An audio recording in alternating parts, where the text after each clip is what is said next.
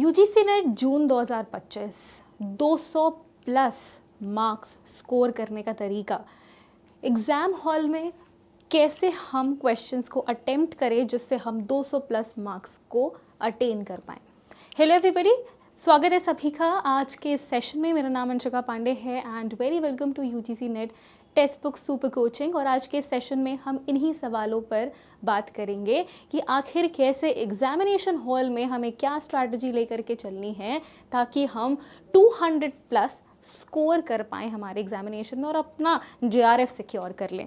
तो चलिए बिना टाइम वेस्ट किए देखते हैं सेशन को, और इस सेशन को पूरा देखें। अगर आपको ये सेशन अच्छा लगता है then make sure that you like this session, share it and also do not forget to subscribe to the channel for more such informative videos.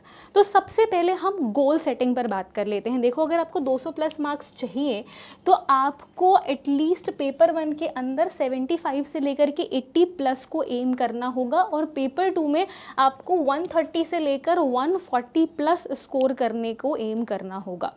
अगर आप इससे नीचे जा रहे हैं तो आप 200 प्लस मार्क्स को कैटर नहीं कर पाएंगे। और जैसे हम लोग कट ऑफ ट्रेंड्स देख रहे हैं, हर मेजर सब्जेक्ट के अंदर हमने 200 प्लस मार्क्स देखे हैं।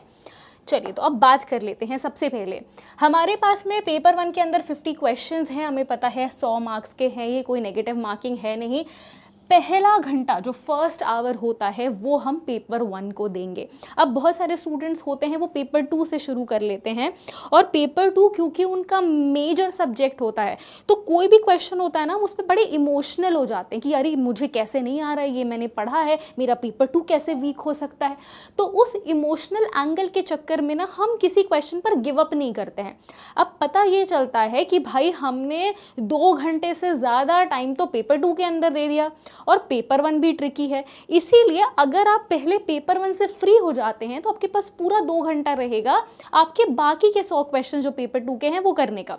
सो मेरे अकॉर्डिंग अगर आप मेरी बात माने then go for first paper in the first hour. पहले घंटे में 3 घंटे में से जो पहला आवर है वो आप पेपर 1 को डेडिकेट कर दें। अब सबसे पहले हम बात करेंगे टीचिंग एप्टीट्यूड के को लेकर के। इजी है, स्कोरिंग है, आप पहले अटेम्प्ट कर सकते हैं इसको। बहुत सारे बच्चों को DI पहले अटेम्प्ट करने लगते हैं, उस चक्कर में होता ये है कि भाई DI के क्वेश्चन सॉल्व नहीं हो रहे हैं, कैलकुलेशन नहीं हो रहा है, पता चला 10-15 मिनट DI सॉल्व करने में लग गया और सॉल्व हुआ भी नहीं। इससे अच्छा है कि अगर हम इनिशियल टाइम अपना इन्वेस्ट कर रहे हैं तो हम ऐसे क्वेश्चन पर करें जहाँ से हमको मार्क्स ग्रैब करने के जो चांसेस हैं वो हैं। अगर हम EVS के स्टूडेंट्स की बात करें तो उनके लिए पीपल डेवलपमेंट एनवायरनमेंट से शुरू करना अच्छा है, बट फिर भी मैं ये बिलीव करती हूँ कि अगर आप सीक्वेंस वाइज चलते हैं तो वो बेस्ट रहता है। पहले DI है, अगर आपको लगता है कि आप DI सॉल्व कर पा रहे हैं, आपको लग रहा है कि आपने पहले पढ़ा हुआ है, ऐसे टाइप का क्वेश्चन किया हुआ है, go for it. But I would suggest कि DI पहले मत करो, ये गलती मैंने भी करी हुई है। कॉन्फिडेंस लूज होता है, टाइम भी लूज होता है साथ ही साथ। रिसर्च एप्टीट्यूड करेंगे उसके बाद, क्योंकि वो थोड़ा मीडियम है। आपको लॉजिक बेस्ड क्वेश्चंस को देखना है क्योंकि यहाँ पर कंसेप्चुअल क्वेश्चंस जो हैं वो रिसर्च के अंदर ज़्यादा आते हैं। तीसरी चीज़ है कम्युनिकेशन। ये मैं बहुत बार मैं बोल चुकी हूँ, इतना प्यारा यूनिट है, इतना सिंपल यूनिट है। आप एक तो इजीली इसको सॉल्व कर पाएंगे, प्लस आपके पास में काफ़ी टाइम भी बचेगा। ठीक है, it saves your time and you have a quick win on this particular unit. ICT technical है लेकिन डायरेक्ट पूछता है, इसमें कुछ कंसेप्ट नहीं है कि ये है वो है ऐसे वैसे, ऐसा कुछ नहीं। कोई करंट अफेयर रिलेटेड भी क्वेश्चन होगा तो डायरेक्ट होगा, कोई मेमोरी बेस्ड क्वेश्चन भी होगा तो डायरेक्ट होगा, राइट। तो टेक्निकल है लेकिन बहुत ही डायरेक्ट। अगर आप PYQs पढ़ करके जा रहे हो ICT रिलेटेड तो आपको आराम से क्वेश्चन यहाँ पर सॉल्व हो जाएंगे। ठीक है, टर्म्स अगर आप रिवाइज कर लेते हो एक दिन पहले भी तो भी आपका कॉन्सेप्ट थोड़ा ब्रश अप हो जाता है। देन आता है पीपल डेवलपमेंट और एनवायरनमेंट। यहाँ पर थोड़े से आपके जनरल नॉलेज वाली चीज़ें आ जाती हैं, करेंट वाली चीज़ें आ जाती हैं, एंड ये पूरा आपका फैक्ट बेस्ड जो है वो ये ज़्यादा है, राइट। तो यहाँ पर आप अटेम्प्ट कर सकते हो क्योंकि नेगेटिव मार्किंग तो है नहीं और आपने प्रीवियस ईयर क्वेश्चन तो लगाए हुए हैं, तो उनसे रिलेटेड अगर आपको क्वेश्चन मिल जाते हैं प्रीवियस ईयर वाले तो ज़रूर पीपल डेवलपमेंट एनवायरनमेंट अटेम्प्ट करना। डरना मत जो लोग एनवायरनमेंट बैकग्राउंड से या साइंस बैकग्राउंड से नहीं हैं। Okay, then we have DI। DI आपके 5 क्वेश्चन है, 10 मार्क्स ये पक्के करता है आपके, बट कैलकुलेटिव है तो थोड़ा ध्यान से, इस पर टाइम नहीं वेस्ट करना है। ये कोशिश करो कि 1 आवर के अंदर अंदर आपका पूरा पेपर 1 रैप अप हो जाता है। इसके लिए मेक श्योर करो कि DI के लिए आपके पास में लास्ट के 10 to 15 मिनट्स बच जाते हैं, ठीक है।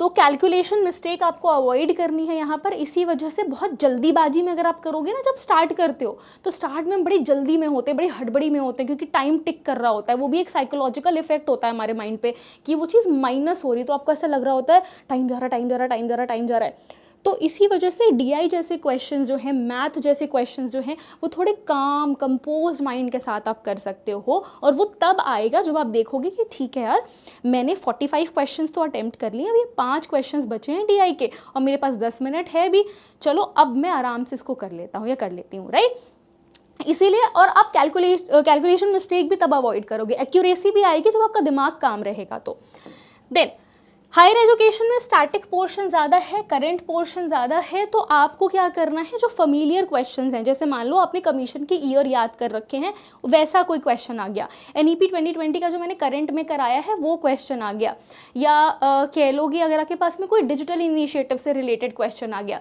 स्वयं या स्वयं प्रभा से रिलेटेड क्वेश्चन आ गया जो आपने पहले से पढ़ा हुआ है, तो दैट्स बैंग ऑन, आपको सही आंसर मिल जाएगा। और गो फॉर तुक्का लेटर, मतलब जो आप नहीं कर पा रहे हो, आपको जो बिल्कुल ही नया लग रहा है, क्रोनोलॉजी वाले क्वेश्चंस नहीं हो रहे हैं मान लो, तो उसके लिए अब क्या कर सकते हो, तुक्का ही आपके पास में ऑप्शन है। क्वेश्चन मत छोड़ना, क्योंकि नेगेटिव मार्किंग तो कोई है नहीं आपके पास में। रीडिंग कॉम्प्रिहेंशन ईजी 10 मार्क्स आपको प्रोवाइड करेगा, पेपर 1 के अंदर भी, पेपर 2 के अंदर भी। LR आपका मॉडरेट लेवल का होता है, और यहाँ पर भी आपके पास में कंसेप्चुअल बेस्ड क्वेश्चंस जो हैं वो ज़्यादा होते हैं, तो इनको आप देख करके करो। एंड फैलेसी वाले क्वेश्चंस स्पेशली अटेम्प्ट करना आप, क्योंकि वो ज़रूर आते हैं। एक टिप दे देती हूँ, don't over spend time on calculation part, keep it for the last. जो मैंने अभी बोला वही है ये। देन पेपर 2 के लिए हमको क्या करना है, पेपर 2 के लिए हम 3 राउंड्स में इसको डिवाइड करेंगे। राउंड 1 में हमारे पास में इजी और शॉर्ट टॉपिक्स हैं जो हमें पता है, जो इजी क्वेश्चंस है, जो डायरेक्ट क्वेश्चन है, या जो PYQ बेस्ड क्वेश्चन है जो आपके रिपीट हो गए, तो that's easy and that's sure question जो आप यूँ कर सकते हो।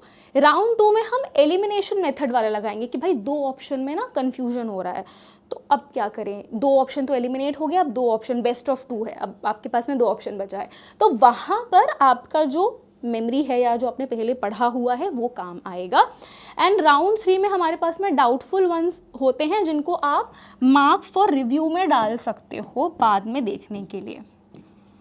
तो मार्क फॉर रिव्यू वाला जो आपका पोर्शन है ना, ये बहुत सारे लोग जानते नहीं हैं कि इसको कैसे इस्तेमाल करना है, कैसे यूटिलाइज करना है, but this is a very good thing कि हाँ ठीक है, जो बहुत ज़्यादा डाउटफुल है उसको हमने मार्क तो कर दिया, बट हम बाद में उसको रिव्यू कर लेंगे लास्ट के, अगर 5-10 मिनट भी हमको मिल जाते हैं तो।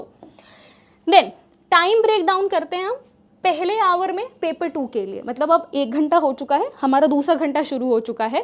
उस दूसरे घंटे के पहले आवर में हम 60+ क्वेश्चन करेंगे फुल फोकस के साथ, ठीक है, कि हमारा गलत नहीं होना चाहिए। जो हमें लग रहा है कि यार ये इस पे टाइम जा रहा है तो उसको स्किप कर दो, जैसे कैलकुलेटिव क्वेश्चंस, स्टार्ट वाले क्वेश्चन अगर आपको लग रहा है, EVS में बात कर रही हूँ, तो उसको स्किप कर दो कि यार न्यूमेरिकल वाला पार्ट नहीं हो पा रहा है, इसको हम लेटर ऑन देखेंगे, इसको मार्क फॉर रिव्यू कर देते हैं, ठीक है। सेकेंड आवर के अंदर हम जो रिविजन वाला पार्ट है और जो रिमेनिंग क्वेश्चंस है वो करेंगे। रिविजन मतलब जो मार्क फॉर रिव्यू वाला पार्ट है उसको देखेंगे और रिमेनिंग क्वेश्चंस को अटेम्प्ट करेंगे। देन 70% एक्यूरेसी के साथ आपको काम करना है, जहाँ पर आपको मेक श्योर करना है कि एटलीस्ट 70 करेक्ट क्वेश्चंस आप कर लो। आपको कॉन्फिडेंस मिलेगा, आपको ये पता चल जाएगा कि हाँ हमारे 200+ नंबर आ रहे हैं। बाकी अब एक और चीज़ होता है, देखो जैसे ना क्वेश्चन का जो लेवल है वो भी डिसाइड करता है कि कभी कभी ऐसा होता है कि यार बहुत टफ पेपर आ गया। अगर टफ पेपर आ रहा हो, अगर आपको टफ लग रहा है तो सबको भी टफ लग रहा होगा, राइट। तो ऐसे में होता क्या है कि कट ऑफ जो है वो थोड़ी लो चली जाती है। बट अगर हम पहले से ही ये अपने दिमाग में मेकअप करेंगे, माइंड मेकअप करेंगे कि यार हमें तो 200+ वाला टारगेट अचीव करना है, तो हम उसी हिसाब से अपनी तैयारी करेंगे। और वही होना भी चाहिए। अगर आपको JRF क्वालिफाई करना है तो उस लेवल की तैयारी होनी चाहिए। जैसे मुझे एक स्टूडेंट ने मैसेज भी किया था कि मैम यहाँ के मॉक टेस्ट तो बड़े इजी लग रहे हैं, टेक्स्ट बुक के मॉक टेस्ट तो मतलब थोड़े हार्ड है, नहीं हो पा रहा। तो मैंने उनको यही बोला था कि यार अगर आप अभी ईजी करोगे ना तो एग्ज़ाम में आपको टफ लगेगा। पहले टफ कर लोगे तो आप फैमिलियर हो जाओगे कि अगर एग्ज़ाम में कुछ टफ क्वेश्चंस आते भी हैं तो आपको ऐसा धक्का नहीं लगेगा कि भाई ये क्या हो गया, ये तो हमने पढ़ा ही नहीं था। तो try to set a higher bar for yourself, है ना, अपने लिए एक ऊंचा बार रखो यार कि हाँ हमें ये वाला अटेन करना है। पहले ही नीचे सोच अरे ठीक है यार 180 190 में हो जाएगा, तो ऐसा नहीं हो सकता है। Okay, general exam hall tips दे देती हूँ आपको। टाइम ट्रैकिंग होगा आपका, don't lose time on single question. एक क्वेश्चन पर यार 10 मिनट गंवा देना है, क्या मतलब क्या तरीका है ये, क्या विजडम, क्या दिमाग लगाया है ना। उसके बाद मार्क फॉर रिव्यू वाली चीज़, अगेन आई सेड, इसको बहुत वाइजली यूज़ करना है, ये बता रही हूँ, it's a game changer.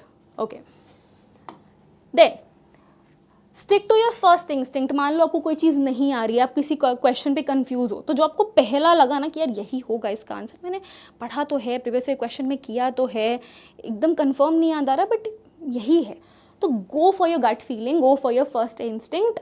Change मत करो अनलेस यू आर लाइक कि नहीं अब तो यही है, मतलब इंस्टिंक्ट पे नहीं जाना है, शायद वो गलत हो सकता है। तो go for your first instinct only. And अपने आप को काम रखने के लिए, स्ट्रेस फ्री रखने के लिए, in between the questions take a pause, like do a deep breathing, right. तो ये सारे मैकेनिज्म हैं जिससे आप अपने आप को एग्जाम हॉल में भी स्ट्रेस फ्री रख सकते हो और काम एंड कंपोज रह सकते हो, क्योंकि काम and compose mind functions better than a stressful and chaotic mind, right? तो chaotic नहीं होना है, काम होकर के जाना है बिल्कुल। Alright? Okay. So yeah, that's it for today's session. I hope आपको अच्छा लगा होगा। All the very best everybody. अच्छे से examination दो, trust yourself and yeah, thank you so much. Video अच्छी लगी then like, share and subscribe. I'll see you in my next one. Thank you. Bye bye.